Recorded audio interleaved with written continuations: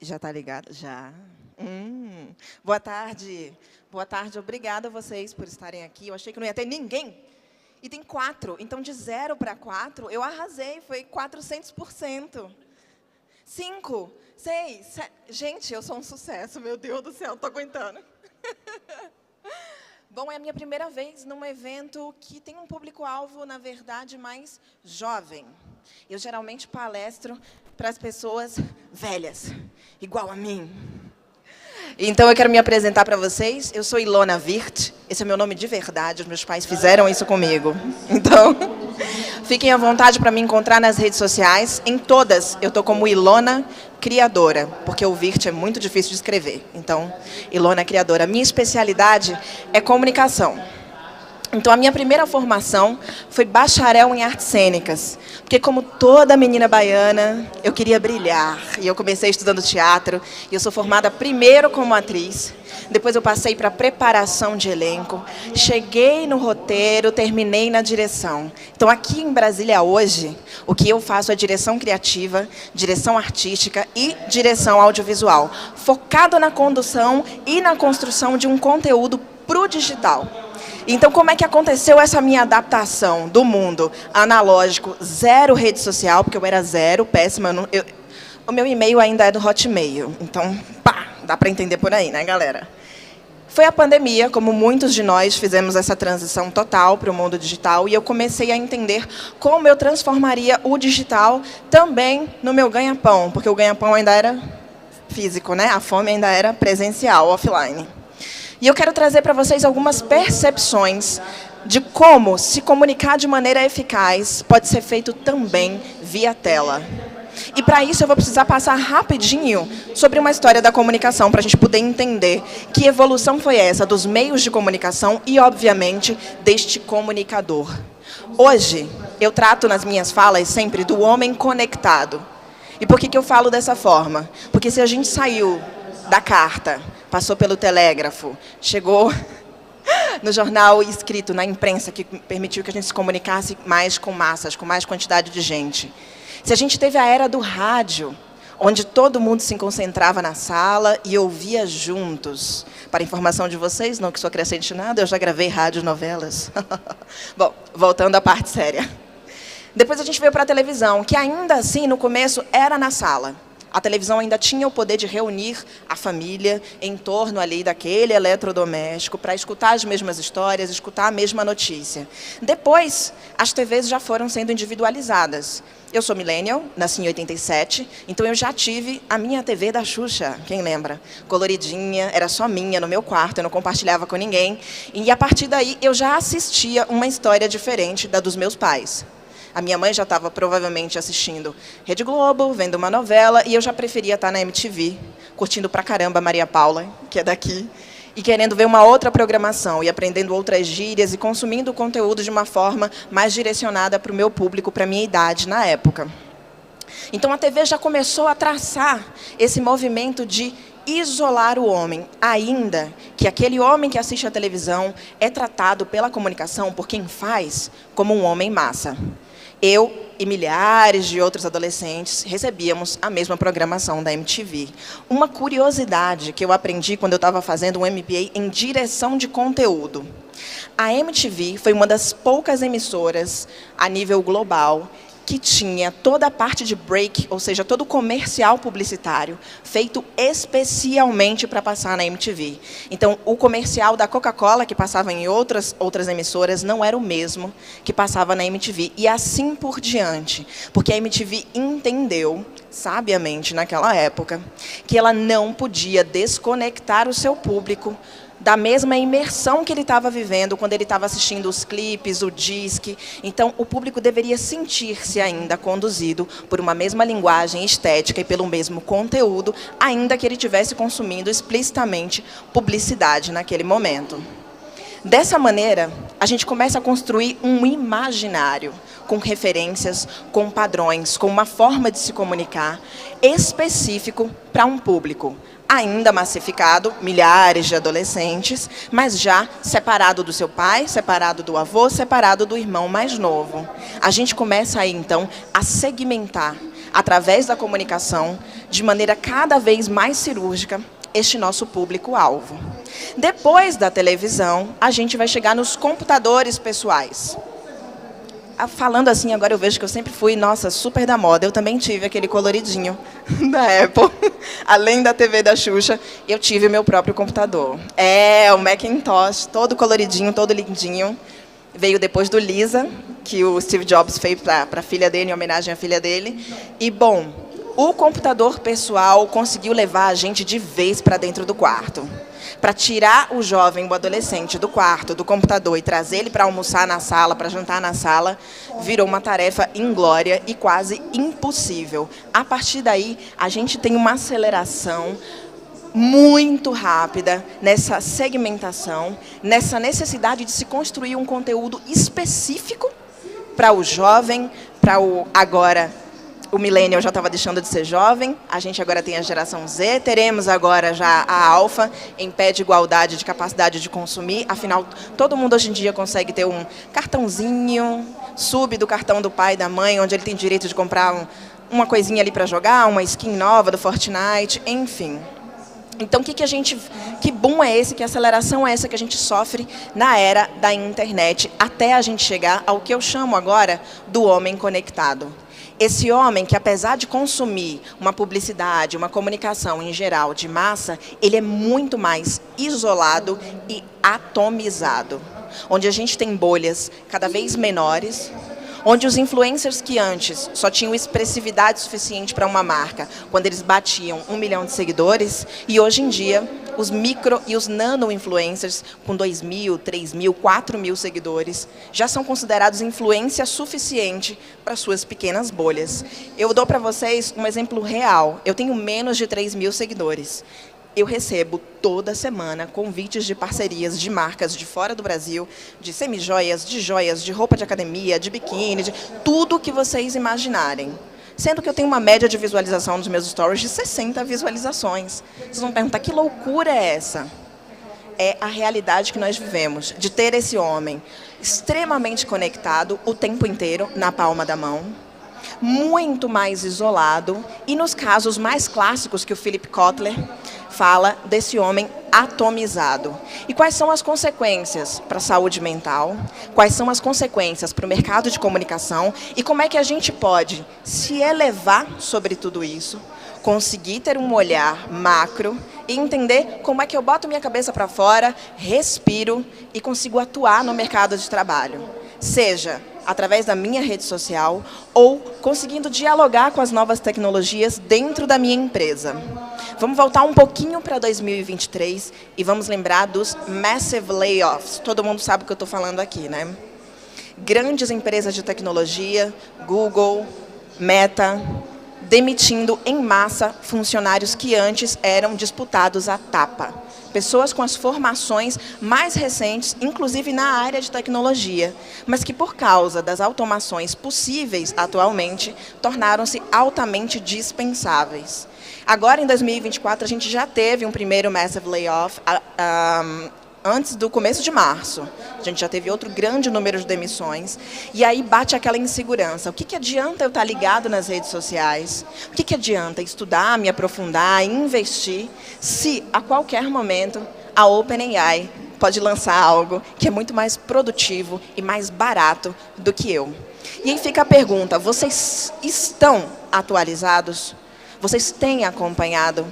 Tem experimentado as versões gratuitas, tem tirado do bolso um pouquinho para pagar uma versão aí de alguma inteligência generativa, do ChatGPT-4, do Sora que está vindo. Eu trabalho com criação de conteúdo, só que eu trabalho com criação de conteúdo a nível extra, ultra, master profissional dentro da Midas Comunicação, que é uma agência de comunicação digital daqui do DF. Eu vi de um histórico de ficção na Rede Globo. Trabalhei por mais de 10 anos com telenovela e as séries. E eu saí da Rede Globo vendo a Rede Globo sofrer um declínio bizarro, terrível, por não poder competir de igual para igual com os streamings. É, mais uma vez, esse homem extremamente conectado, mais isolado, mais atomizado, querendo consumir apenas on demand. Eu quero escolher o que eu vou assistir, na hora que eu vou assistir e por quantas horas eu vou assistir. Porque se de uma parte a gente ouve dizer, eu não tenho mais saco para ficar 2 horas sentados no cinema assistindo nada, mas eu maratono 8 horas de Stranger Things. Que coisa é essa? Que pessoa é essa? Que pessoa é essa que no final do mês sobra só R$ 29,90 para ele assinar a Netflix? Realmente não daria para ele estar indo todo final de semana, com mais 2 filhos e uma esposa, pagar a entrada do cinema. O que está acontecendo com os nossos salários e com a nossa remuneração, o que está acontecendo com a nossa atenção, o spam of attention, quanto tempo eu consigo me dedicar, e o que está acontecendo com a minha vontade ou não de estar na presença real de outras pessoas. Né? Eu gostei que ela me dublou ali em tempo real. Ela foi, ó. E é isso aí. Eu comecei a fazer aulas de japonês. Querem me julgar? É agora. Comecei a fazer aula de japonês há 2 meses, online. O professor tem 23 anos. Nasceu no Japão e mora no Brasil. Então, ele ainda fala um pouco assim, né?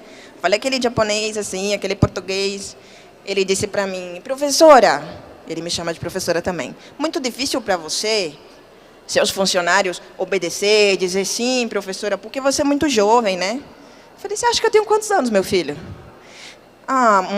26, né? Eu falei, você tirou isso de onde? Eu beijo seus stories. Eu falei, oh, meu Deus, ele está me vendo com filtro. A pessoa não sabe mais qual é a sua cara. Né? Eu gasto um dinheiro em creme, gente. Claro, Avon, Renew Clinical, desde jovem, comprava na revista.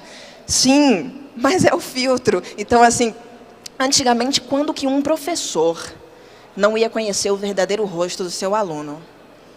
Antigamente, quando que só seria possível, ou mais confortável, ou preferível para todos nós, fazer aula de japonês online? Ainda trava. Às vezes eu não escuto o que é que ele falou, não. Eu acho que eu repito qualquer coisa e ele finge que está certo. Ele faz, watashi wa nanashi goroso dosai. Aí ele faz, ótimo, 10. Porque, sei lá, travou, não estava bom o áudio. Então, que mudança significativa foi essa? E esse meu professor, geração Z, 23 anos, me confessou que é recém-formado em letras e que ele optou por ser professor somente online porque ele estava se formando no período do lockdown e para ele ainda é muito difícil sair de casa e encontrar as pessoas. Então, eu tenho 36 anos agora, tem 4 anos a pandemia, gente? Tinha 32. Já tinha mais estrada, já tinha tomado bastante tapa na cara, já tinha trabalhado bem ouvindo o grito do povo na rua. Então, para mim, eu queria voltar logo para a rua.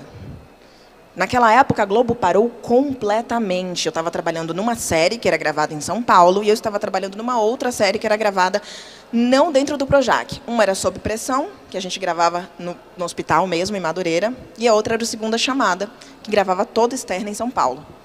Nenhuma das 2 séries foi considerada prioridade, porque não eram telenovelas. A Globo foi voltando aos poucos, produto por produto.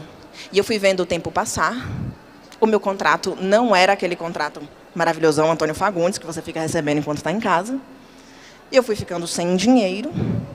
Eu sabia que não ia ser prioridade e longe de mim, né? Tinha que voltar a outras coisas que realmente era a primeira necessidade. Eu tive que começar a entender qual seria a minha relação com o digital e como eu poderia entregar a mesma qualidade que eu tinha presencialmente com aqueles atores através do digital. E mais, eu tinha que convencer esse meu cliente de que a experiência online seria tão satisfatória e daria o mesmo resultado para ele de quando ele estava comigo no presencial. E mais, eu teria que capturar a atenção e o desejo de novos clientes, porque você não consegue quase nunca cobrar no online a mesma coisa que você cobra no presencial. Então, eu precisaria dobrar ou triplicar a quantidade de clientes que eu tinha para tentar chegar naquele valor que eu precisava. Então, o que eu trago para vocês hoje é baseado em experiência de vida. E foi entender como é que o meu conhecimento sobre comunicação, principalmente comunicação pessoal, que eu chamo aqui de performance, como é que eu pude adaptar esse conhecimento e potencializar. E eu vou dizer para vocês que eu comecei com a quebra de preconceito. Eu tinha um preconceito terrível com tudo que viesse do digital, achava feio, brega, jequiti, não queria para a minha vida. Eu achava que tudo que vinha do digital vinha junto de uma cultura de guru e coach extremamente nociva, falsa, picareta. Eu não queria ser vista dessa forma de jeito nenhum. Eu estava acostumada com uma qualidade audiovisual. Rede Globo, que se a gente pensar a nível mundial, é o melhor que se pode ter em televisão. Então eu achava que tudo que fosse feito com o meu celular era extremamente inferior, feio, não tinha um super áudio. Eu não sabia como me mover para caber numa telinha. Eu que estava acostumada com o telão. E foi daí que eu comecei a me reinventar, a estudar. Mas eu posso dizer para vocês que, com certeza, a primeira coisa que eu precisei fazer foi tirar o preconceito da frente. Entender que eu não era melhor que nenhum outro influencer que já sabia fazer milhões e que, pelo contrário, eles dominavam a técnica da comunicação via digital.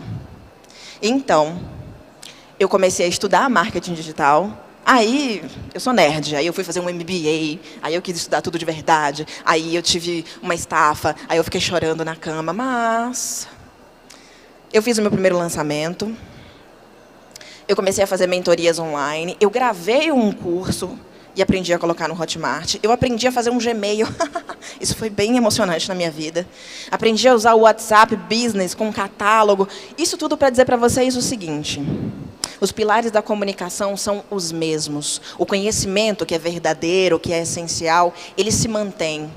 E ele funciona, seja qual for o veículo. Então, vamos voltar para eles. A gente está falando aqui de comunicação. Então, a primeira coisa é, o que eu quero falar?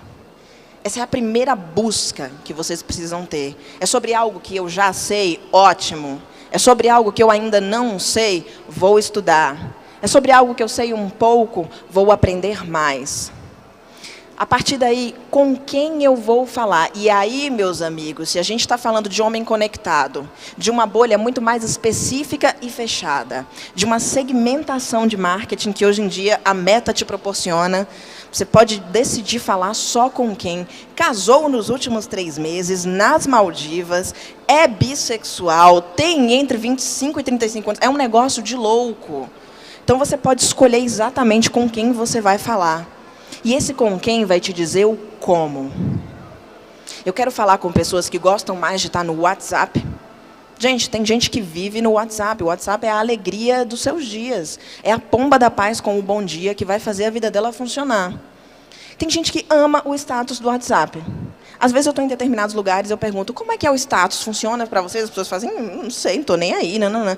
Pois eu tenho amigos do Rio de Janeiro que, se eu soltar um pum no status, eles sabem, amiga, soltou um pum. Então, assim, tem gente que vive no status do WhatsApp como se fosse o antigo Snapchat, como se fosse os stories.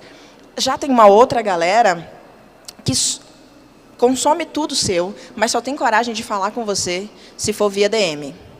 Eu tenho alguns alunos que antes, eram só meus seguidores, e eles vinham assim. Se eu postasse no feed do Instagram, eles davam um like, mas não passavam disso. Não vou me revelar. Você não sabe quem eu sou, o que é que eu penso.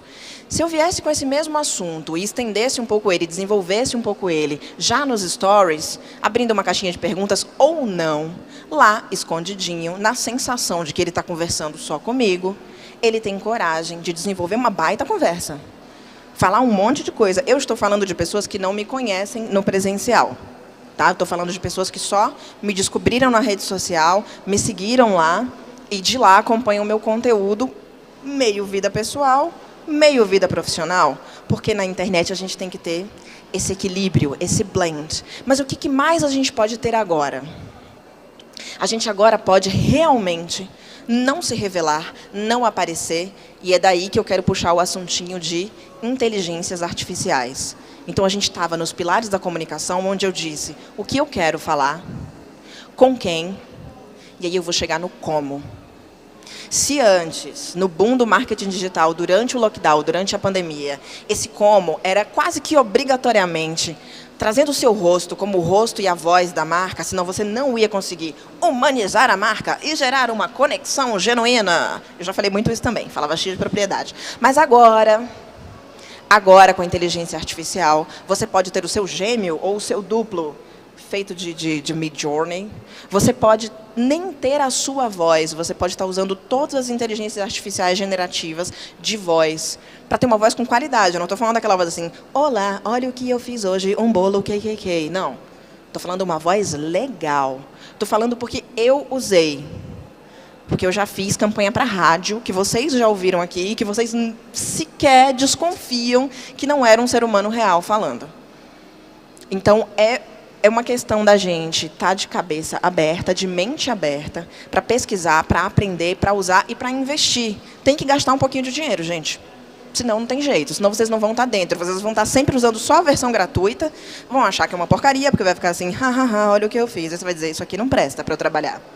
Mas não, a gente já tem vozes incríveis. A gente já tem, hoje em dia, um aplicativo lançado pelo Alibaba, que consegue emular toda a embocadura de vídeos reais. Depois todo mundo me segue no Instagram, eu boto lá, que eu não vou conseguir mandar de um por um aqui. Mas é incrível, tem Audrey Hepburn falando o que você quiser e por aí vai. E aí é claro que a gente vai ter que pensar sempre em ética de trabalho, mas agora eu estou me atendo a como a gente pode potencializar a nossa comunicação e estar falando de acordo com as novas gerações, porque esse com quem eu falo vai definir muito do como. Então, se eu quero conversar com a geração Z e futuramente com a geração Alfa, por que se eles não têm a minha idade? Bom, eu não sei qual é a longevidade do negócio de vocês que vocês desejam. Eu tenho 36 anos, eu acredito que eu vou trabalhar ainda durante 10, 15, 20 anos. Então, a longevidade... Não, muito mais não, para com isso, depois eu vou para Maldivas, não vou trabalhar muito não. Mas eu quero que o meu negócio tenha essa longevidade. Então, provavelmente, o meu público vai começar a mudar. A geração Z já é meu público agora. Daqui a pouco vai ser a Alfa. Então, claro que eu vou ter pessoas da minha idade, mas eu vou ter outras pessoas mais jovens, precisando aprender o que eu tenho para ensinar, para que eles possam se integrar no mercado de trabalho, para que eles possam ter competitividade e, o melhor, satisfação de trabalhar. E aí, com tecnologia... O que a gente pode ter? Um ganho de tempo muito grande, que é um ativo precioso. É você poder ter a produtividade de 2, 3, 4, 5 pessoas usando uma ferramenta de automação. Padronização de qualidade na sua comunicação e mais domínio da análise. A partir do momento em que eu estou usando anúncios do Meta, a partir do momento em que eu estou usando inteligência artificial, eu consigo rastrear, traquear toda essa minha trilha de comunicação e saber onde ela converteu e onde eu fui abandonada pelo meu ouvinte. Ele veio até o final do vídeo? Quantas pessoas ficaram só até o meio? Então, do meio para o final, eu tenho um problema. Quantas pessoas clicaram no Saiba Mais? Quantas pessoas compraram? Quantas pessoas abandonaram o carrinho? E por aí vai. Então, a partir do momento em que eu defino o meu como, é através de rede social, é YouTube integrado com TikTok, eu vou decidir também que tipo de tecnologias podem me ajudar. Mais uma vez, deixa o preconceito de lado. A gente não está dizendo que seres humanos são descartáveis. A gente está dizendo que os seres humanos podem ser potencializados com a ajuda da inteligência artificial. Então, de novo, pilares, conhecimentos verdadeiros da comunicação, o que eu falo, para quem, como e através de quais meios vão ser adaptados e implantados para essa comunicação atual, para conversar com esse homem que na maioria dos momentos está sozinho, e aqui, como eu falo, homem como humanidade, tá, gente? Esse homem, essa mulher, esse adolescente, essa criança, que ele vai estar conectado o tempo inteiro e que ele precisa de uma comunicação direcionada para ele, para que a gente consiga, de fato, segurar essa atenção, que está na moda dizer que é menor do que a de um peixinho dourado. São menos de 3 segundos de span of attention que a gente tem agora. E conseguir realmente criar um diálogo verdadeiro e que traga retorno para a gente ter a nossa tão sonhada comunidade, que é um dos maiores ativos que a gente tem hoje no mundo conectado. É conseguir começar uma relação de comunicação com essa sua plateia, com esse seu ouvinte, e através da sua performance, que vai englobar a sua cara ou não, a sua voz ou não, mas sempre o seu raciocínio e a sua capacidade de se adaptar. E com isso, eu vou deixar aberto um pouquinho aqui a perguntas, porque a gente já está no final do nosso tempo. Caso vocês tenham alguma pergunta, este é o momento.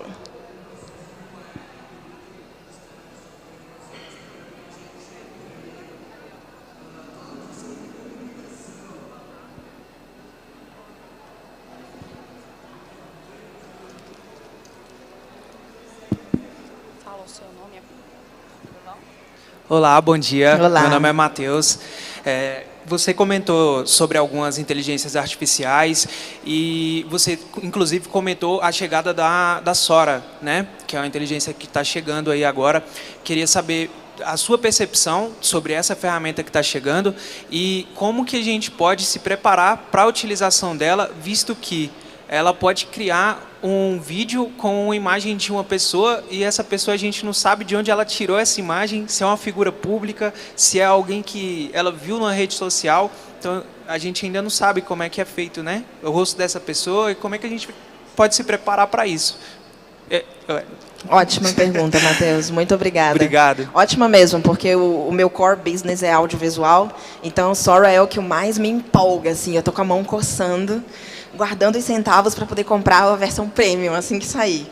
Bom, para quem não sabe ainda, a Sora também está sendo lançada pela OpenAI, que é a empresa que lançou o ChatGPT, e a Sora vem como a revolução em termos de criação de vídeo. Ela é inteligência generativa, assim como o Leonardo, o Midjourney. Então, você vai dar um prompt de texto, vai dar uma instrução para ela, e, a partir dali, ela vai criar esse vídeo. Então, Matheus, eu acho que tem duas coisas em relação à Sora que eu acho que dá excitação e medo ao mesmo tempo. A primeira coisa é, quem tem conhecimento de criação de vídeo, novamente sai na frente. Então, é aquilo, né? Nossa, mas aí a gente vai dispensar o videomaker, o editor... Certo, mas o videomaker, ou o editor, ou o roteirista, ou o diretor, que tem, de fato, profundo conhecimento sobre a criação de vídeo, sozinho vai poder criar o vídeo dele de cabo a rabo.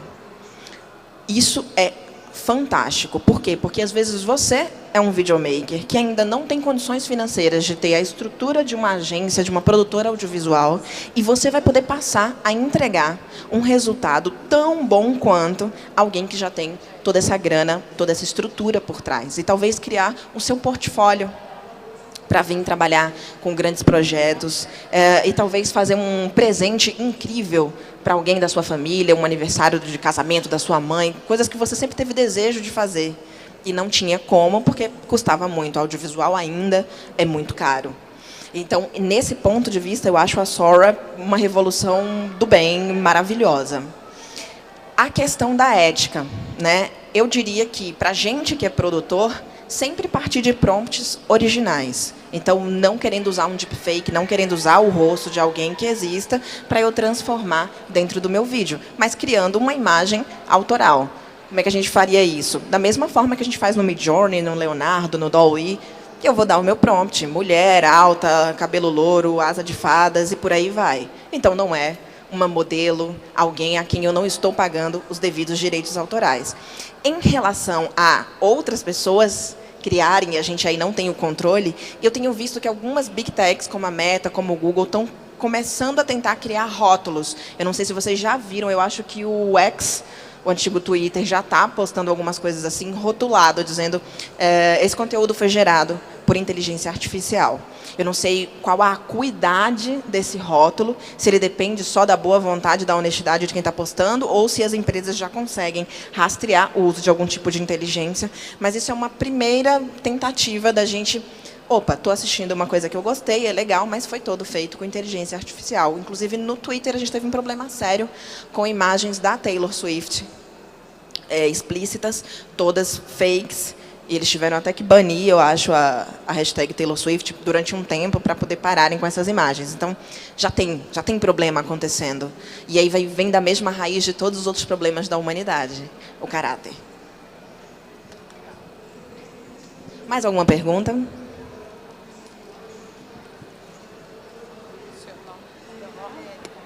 Oi, meu nome é Érica. Você falou que... Desculpa, atender. Você falou que o algoritmo e a Meta, ele segmenta o seu público. Aí eu já vou puxar para a próxima palestra, tá? Você imagine agora uma sala de aula onde cada aluno, em 40 alunos, cada um vai ter um plano de aula de acordo com as suas características pessoais. Algum professor já desmaiou? Imagine isso. Eu não acho impossível, principalmente agora que a Apple tem o Vision Pro já tão adiantado. Eu não sei se vocês conhecem um modelo que acabou não sendo lançado do Google, que era até bem menorzinho, super fininho, nananã, mas ele teve alguns probleminhas de você está filmando o mundo e não pode. Mas, enfim, o Vision Pro já está bem adiantado, apesar de você ainda ficar parecendo um bagulhão, assim, daqui a pouco ele vai estar bem bonitinho. E eu acho que, primeiro, claro, para escolas extremamente elitizadas, que já cobram muito caro e que vão poder fornecer isso, eu não duvido que a gente tenha planos extremamente personalizados, segmentados, altamente imersivos e capazes de analisar e processar os dados de resposta desse aluno para entender assim, tá, você chegou até aqui em matemática, o que foi que te travou? Como foi que você piscou? O que mais você mexeu? Né? Já temos algumas instituições que ele pega a sua persona e quando você escreve para fazer assinatura, ele já sabe se você é canhoto, se você é destro, então ele já direciona como que vai ser a sua passagem dentro da universidade.